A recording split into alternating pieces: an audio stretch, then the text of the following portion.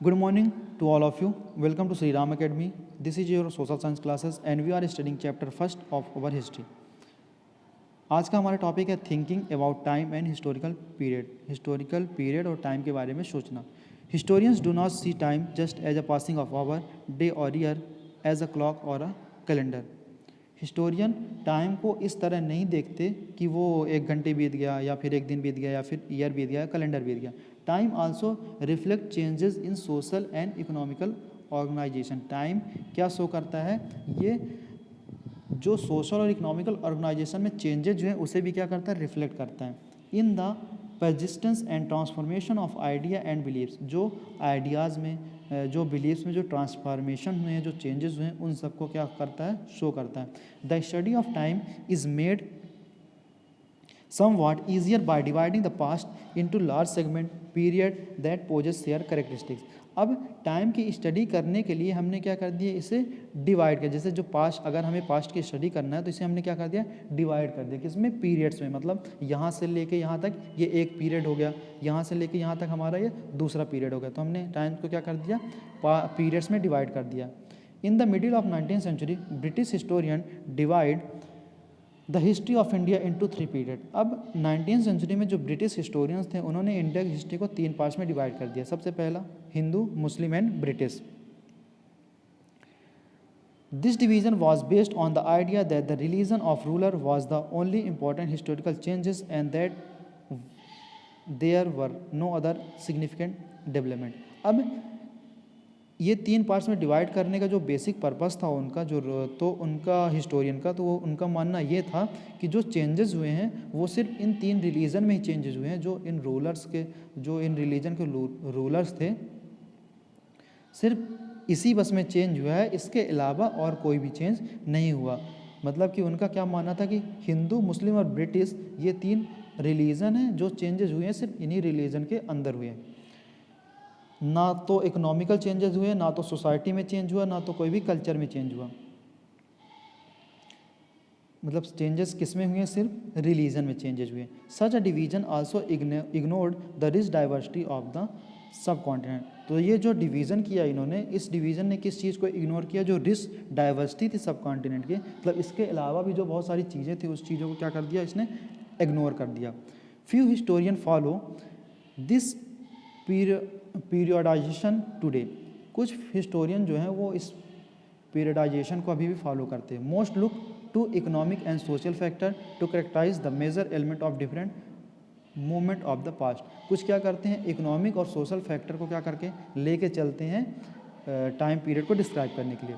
The histories you read last year include a wide range of early society, Hunter gatherer, early farmer, people living in town and village, and early empires and kingdoms. अब जो आपने पिछले year जो history पढ़ी होगी उसमें आपने सबसे ज़्यादा किसके बारे में पढ़ा होगा? जो हंटर गैदरर हो गए, अर्लियर फार्मर हो गए, जो लोग टाउन और विलेज में रहते थे, या अर्लियर एम्पायर और किंगडम के बारे में पढ़ा होगा. The history you will be studying this year. अब जो इस ईयर आप हिस्ट्री पढ़ रहे हो वो आपको मेडिवल पीरियड के बारे में बताएगा.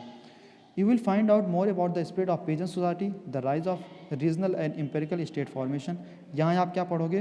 जो peasant society है वो, उसका जो स्प्रेड है वो जो कैसे फैली, कैसे रिलीजन और एम्पेरिकल स्टेट फॉर्मेशन में चेंजेस हुए, कैसे ये बढ़े. Sometimes at the cost of pastoral and forest people, the development of Hinduism and Islam are as major religion and the arrival of European trading company. कैसे Hinduism और Islam religion का development हुआ, कैसे European trading company यहाँ आई. ये सब चीज़ें हमें क्या है? इस ईयर पढ़नी है. This 1000 year of India history witness considerable change. अब जो ये हम इंडिया का 1000 ईयर का चेंजेस पढ़ रहे हैं, ये क्या हो रहा है? बहुत सारे जो हम ये 1000 ईयर की हिस्ट्री पढ़ रहे हैं इंडिया की, ये बहुत सारे चेंजेस को दिखाएगा. After all the 16th and 18th century were quite different from the 8th and 11th. अब जो 16 और 18th सेंचुरी हैं, ये 8th और 11th सेंचुरी से क्या है? काफ़ी डिफरेंट है. Therefore describing the entire period as one historian unit is not without its problem. Moreover, the medieval period is often contrasted with the modern period.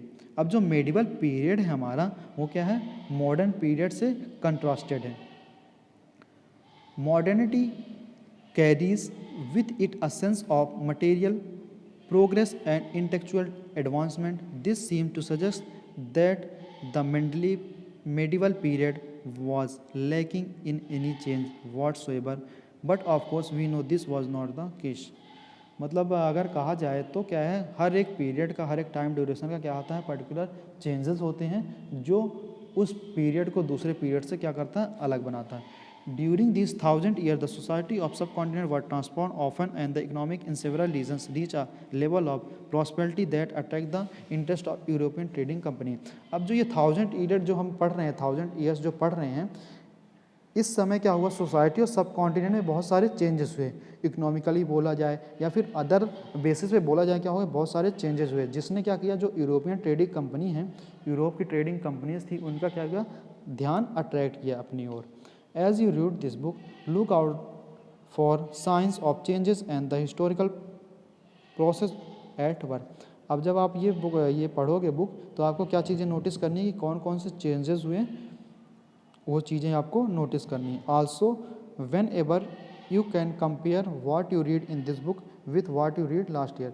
आपको क्या करना है, जो चीज़ें आपने लास्ट ईयर पढ़ी और जो चीज़ें आप ये इस ईयर पढ़ने जा रहे हो, उसके बीच में क्या करना है, कंपेरिजन करना है.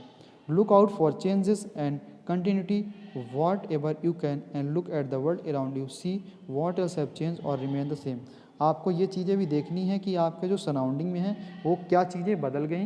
मतलब कुछ ऐसी चीज़ें होंगी जो क्या होंगी, पहले के कंपेयर में चेंजेस हो गई, और कुछ चीज़ें क्या हैं, सेम है. तो ये चीज़ें हम आप इस ईयर पढ़ना है हमें. तो आई होप आप सभी को लेक्चर पसंद आया होगा और चीज़ें जो मैंने बताई वो सारी प्रॉपर तरीके से समझ में आ गई होंगी. हमारा हिस्ट्री का चैप्टर फर्स्ट ओवर हो गया है. तो thank you and have a nice day.